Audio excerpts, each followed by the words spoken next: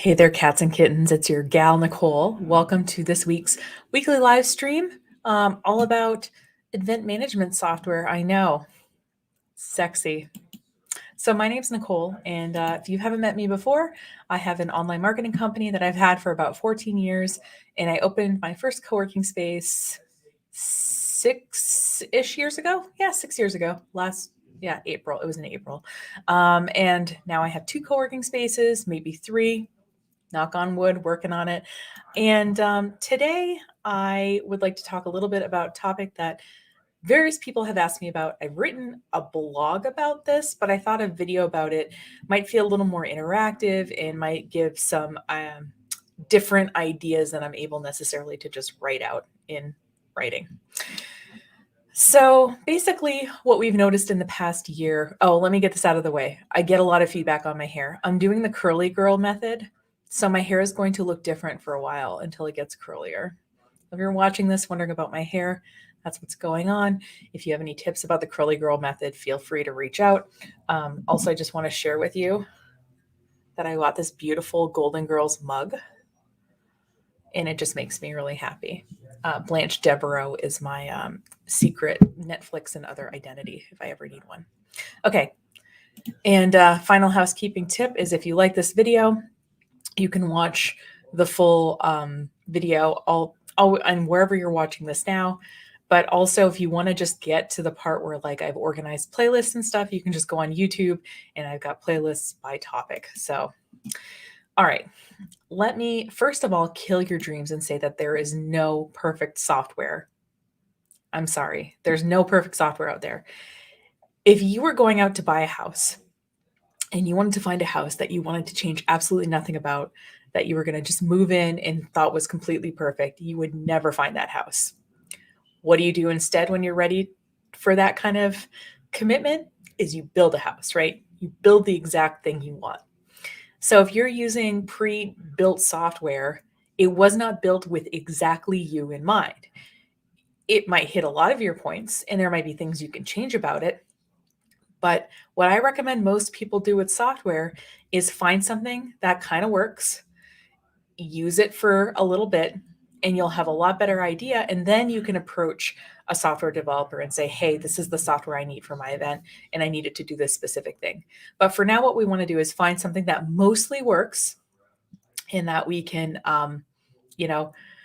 use for a little while and get some information about. Okay, so thank you for letting me kill your dreams. So a lot of software is standalone software. And event software to me kind of fits in two major categories anyway. One is software that works with your particular website platform. So if you're using, I don't know, a certain website builder, they might have their own event software built in that works with your website.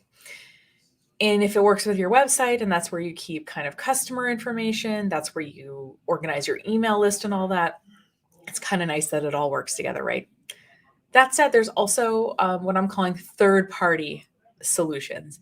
And these third-party solutions are standalone things. So you can have a link to them on your website. Obviously, you can have a button going to them or you can link them in your menu.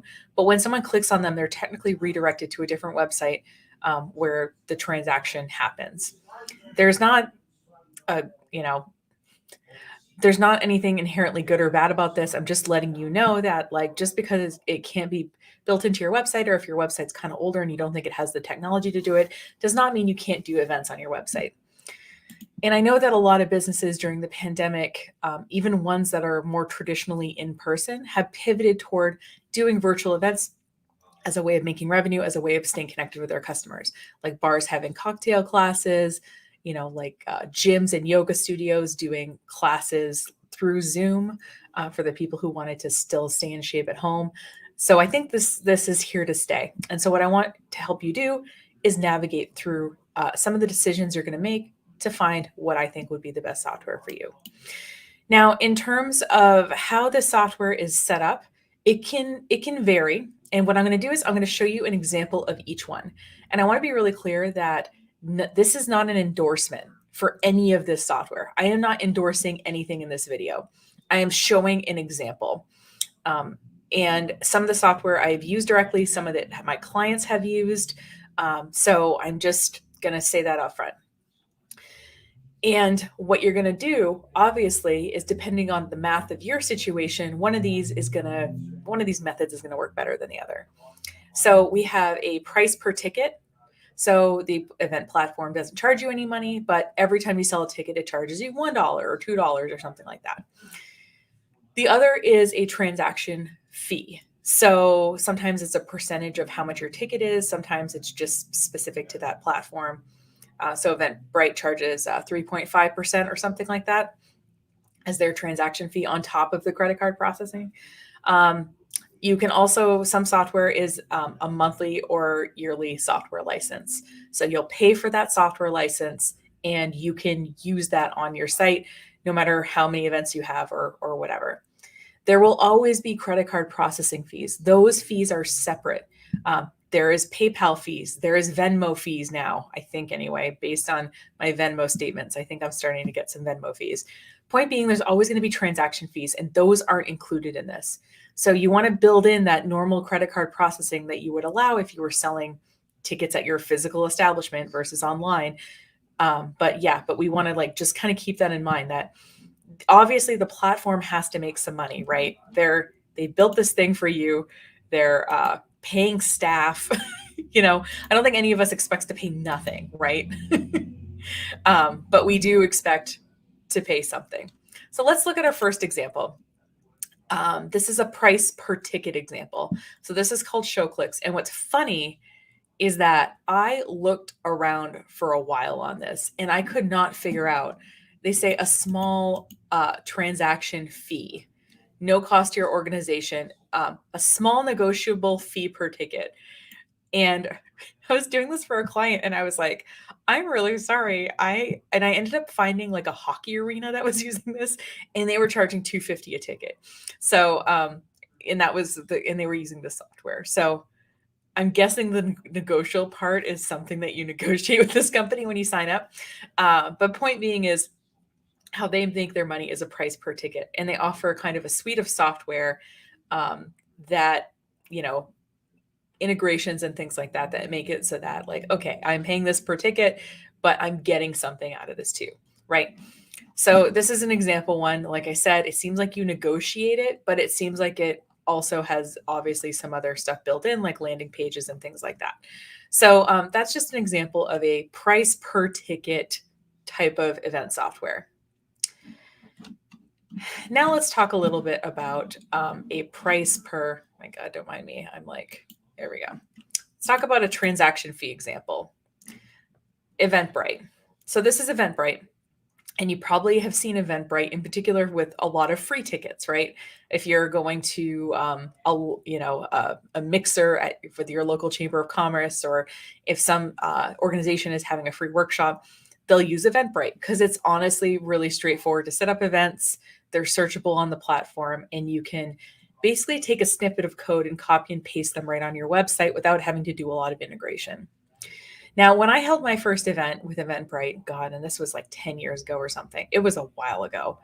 I remember that I was selling tickets for this event.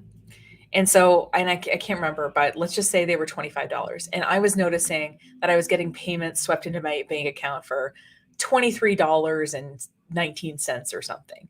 So in my mind, I said, okay, that's the transaction fee. That's what's happening there. At the end of the event, I got a bill from Eventbrite for an additional like $16 or $20 or something. And I was like, what is going on? Here's the thing. There is payment processing. So that's this 2.5%, which is like your credit card processing or whatever, right? And then there's another fee, right, of 2% plus 79 cents per transaction. So what happened was I had paid the processing fees, but I hadn't paid Eventbrite's transaction fees. So I figured out that I had paid like 6%, which makes sense because 2.5% plus 3-ish% or 2% and 79 cents ended up being about 6%. So there's a reason that a lot of people don't necessarily use this for paid stuff unless they do an event once in a great while. If you do one event a year, like this is fine. You just build it into your pricing and move on with your life. I guess I don't want someone to get a surprise bill, which is why like I did, which is why I'm mentioning it now. Now, let's say that rather than paying a transaction fee or a price per ticket, you're like, you know what? I just want to pay what I pay, and if I sell a lot of tickets, I want to just keep that money. Like I think that's good to me. So I'm going to show you in. So this is a monthly fee example called Eventsmart, and with this thing you can do unlimited events, right? And you're paying a certain amount per month, right? Either between $0 and $100 per month, depending on what features you need, right? And if you do want to do some stuff, it does have some monthly things. Like if you want to ask custom registration questions, they do add a monthly price in there. But for a lot of the stuff, it's like, this is how much it costs per month.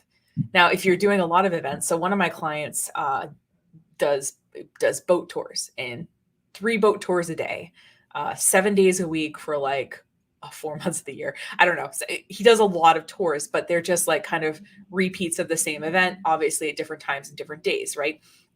So for someone like that who's doing a lot of events, it might make sense to pay a monthly fee versus a price per ticket or a percentage per transaction, because he would get to keep more of his money that way. So yeah.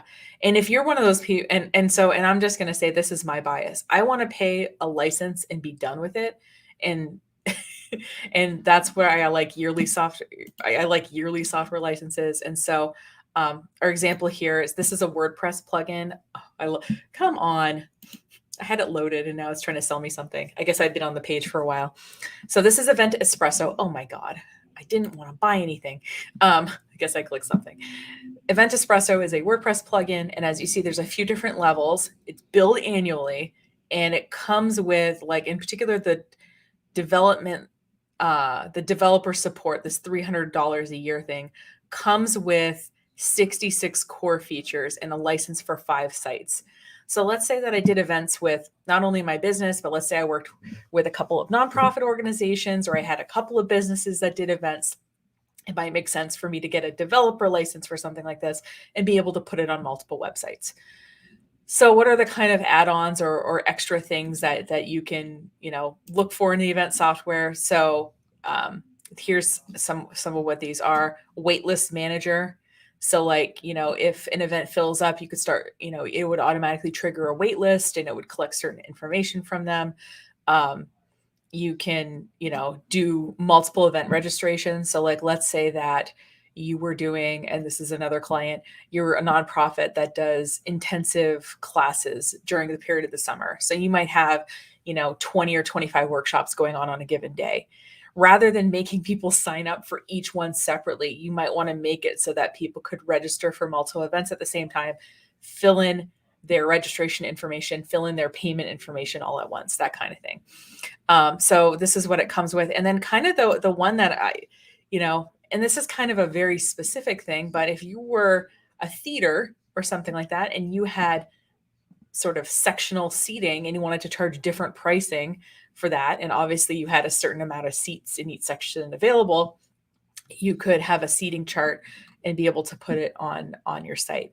So, obviously that's overkill probably for 99% of the people watching, but event management software can scale up and it can scale down. And at the very minimum, it has a date and time associated. It collects a registration fee, and it doesn't sell any more tickets than it has. So that's like the base functionality of any event management software. So however, you approach it, it's totally, valid, but I did want to kind of talk about those different models of payment, because as you do your own research, you're going to be able to see that, basically everything falls into one of these categories.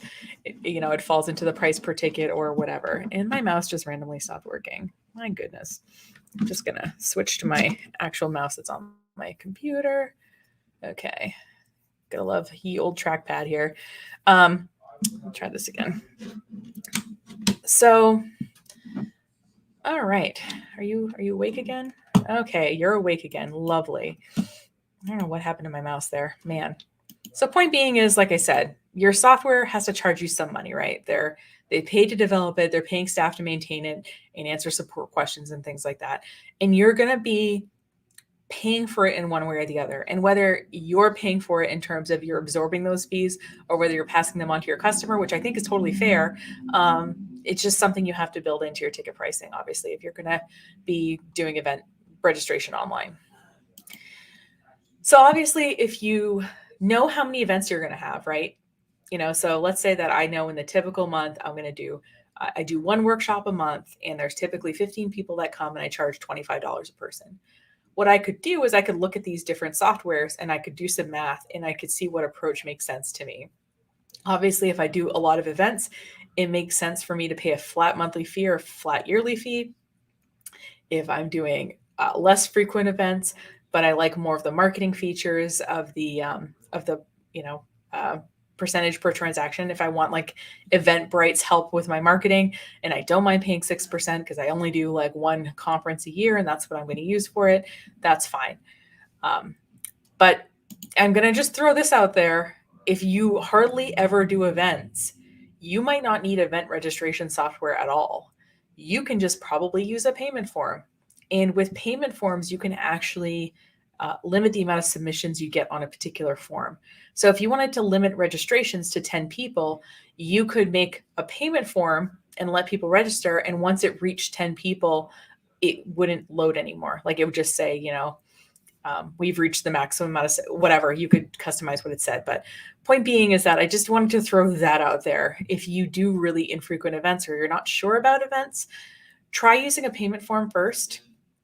Get that money in. You can test out this idea if you want to do events more often. And if you do, then you could go full hog on the event registration. So I want to take you through 5 questions that you're going to ask yourself that are going to help you pick the best event software for you. And I'll give you, like I said, an approach that I use with my clients when I'm working with them. Like I said, my first question is how frequently do you have events? Obviously, if you have them less frequently or they're not a huge part of your organization, you're not going to have to make everything integrate together, right? And my second question that leads into that is what does it have to integrate with? So, for example, if you have a donor relationship management software, and you want to keep part of like your way of tracking donors or people that stay in touch with your organization is what events they attend and register for. Having it integrate with that might be important. Or if you use a certain kind of marketing software in terms of email marketing, you might want it to integrate with that.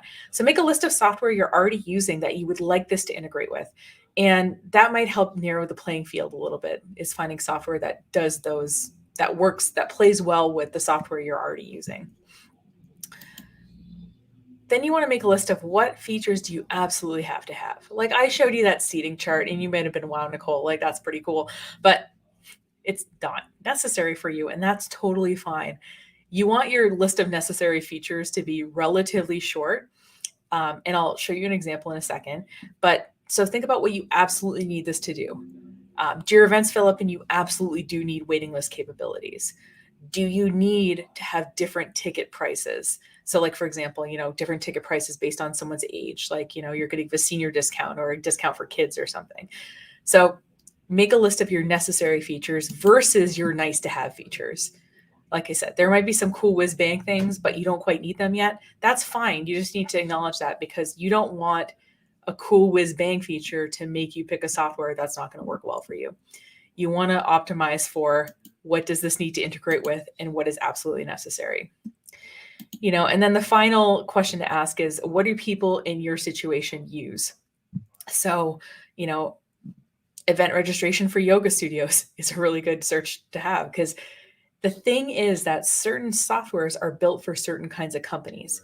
Now, if you do fitness or yoga or something like that, one of the things you probably need to do is collect liability forms from people, right? When they start going to classes, they need to fill out some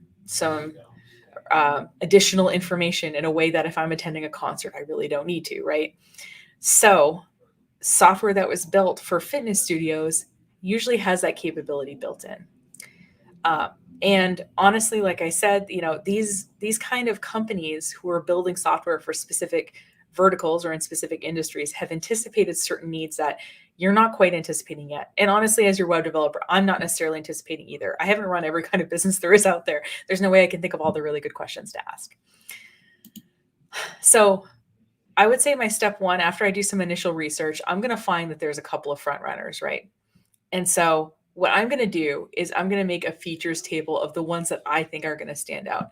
And let me show you what one of those looks like. So full disclosure, I did not fully build this. I mostly worked with, do some work with some interns and as part of a program about this. But one of the interns, people she's working with has a yoga studio.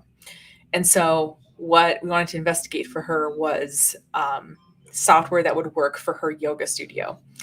And each one of these softwares, and the only reason I color coded them is like each one of these companies has multiple tiers, right? And I did want to differentiate between what was offered at what tier. Now, all of these websites are really good at selling you the particular thing that like you need to, that they do, but they're not necessarily really great at comparing themselves with other platforms. So what I want to do here is, like I said, I make my own features table and I compare them to each other. And so these are the kind of things, like I said, I did not make, full disclosure, Sydney did a great job with this chart. I do not want to take credit. I literally kind of lightly reorganized it and added a couple of fields. And so what I did for this client is I put in the highlighter yellow was things I thought she would absolutely need based on what we had talked about with her. And then I wanted us to be able to go across and compare things with each other. So the software we ended up going with actually does not have the reminders built in, but there's a little workaround that you can sort of do and they can get email reminders. So point being is, like I said, we wanted to compare apples to apples. I think it's really important because the software salespeople are gonna, I mean, they're there to sell you their software, right? They're not going to listen to all your things and say, "Oh wow, this other software that I am completely on top of that I don't sell is a better fit for you," right? Like it's just not in their best interest. So I would say, make a features table of your top 3 choices so that you can compare them to each other. Then what I would do is I would set up demos with your top 3 choices. So most software will allow you either a 2-week free trial or they're going to want some salesperson to get on a call with you and sell it to you. It's really important since this is software you're going to use. And if you're the kind of, if you're running a fitness studio and do a lot of classes, this is software you're going to be using on a regular basis. So you want to like the interface. You want to feel like there's good documentation if there is a problem, that kind of thing. So you're going to log into this software and you're going to have a pretty good idea relatively quickly whether you think you can work with this or not, whether it's clunky or something like that.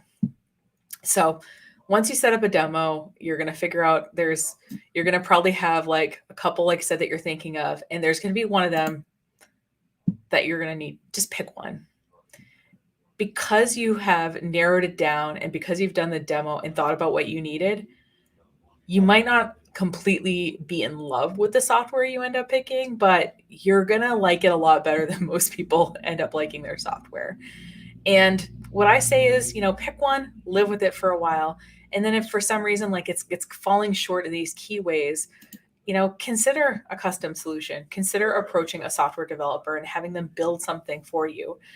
Because you have lived with something and know what you want and know what you don't want, you're the kind of client they want to work with because it makes their lives easier knowing what you want. So, like I said, there's not really a bad solution out there. I would say just, like I said, really understand what you're paying for in terms of how does this company make money? And then, like I said, you'll do some math related to your situation and do a little bit of research. And if doing the research is a little overwhelming, companies like mine are happy to do the research for you and make a recommendation. So don't worry about that. So yeah, that's all I've got for today. And I'll also link the event blog post or event registration blog post I wrote I can't remember when I wrote it. It's been a while. I have over 1,500 blog posts on my website, you guys. It's like a lot of blogs. So sometimes I don't remember exactly when I wrote something, but I do remember writing one specifically for somebody. I'll link it here too so that you can reference that. So thanks so much for watching. I'm just going to throw my social media stuff on the screen here. If you have any topics you'd like me to cover, if you have any questions on this topic, something you feel like I, could have gone a little bit more into or something like that, please let me know. I'm really open to feedback and making things as good as I can here on this channel, wherever you're watching this. And again, I wanted to remind you there is, like I said, YouTube playlists, and I went through and I made some beautiful playlists. You can turn them on and just let them go. Listen to them while you're doing other stuff. I won't judge you.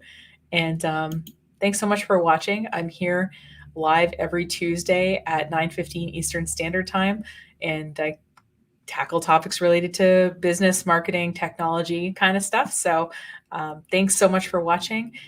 You can follow me anywhere and be notified when I go live or when I'm setting up the broadcast. And I appreciate your support. Thank you so much. Have a great rest of your week, and I will see you on Tuesday. Take care.